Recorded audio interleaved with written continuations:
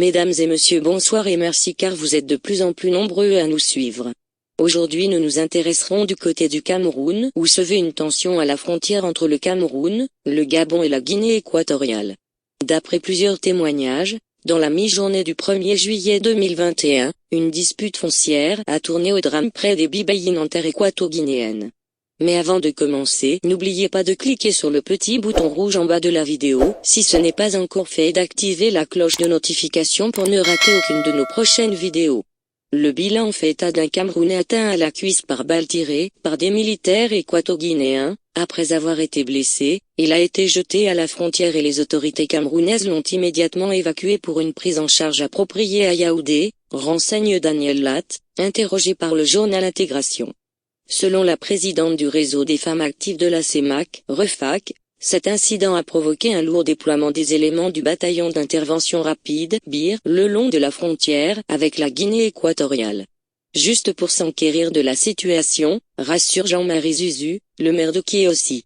À Malabo, le haut commandement militaire, qui avait à cœur de se montrer transparent, a vite démenti l'information. Pour l'armée équato-guinéenne, rapporte le commissaire Martin Aubamandante, premier adjoint au commissaire de sécurité publique de Kiossi, ce sont des civils qui ont tiré sur le Camerounais. Sauf que des indices de balles militaires ont été prélevés sur le corps de l'homme connu comme planteur près de la frontière, dit-il. Et d'ajouter, 3 autres Camerounais ont été faits prisonniers puis libérés par le BIR.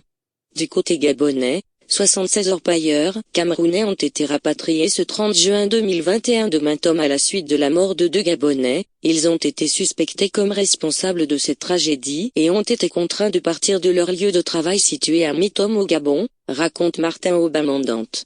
Le Cameroun et la Guinée équatoriale sont liés depuis le 20 juillet 2020 par un accord de coopération relatif aux modalités de coordination et d'action commune en matière de défense et de sécurité transfrontalière.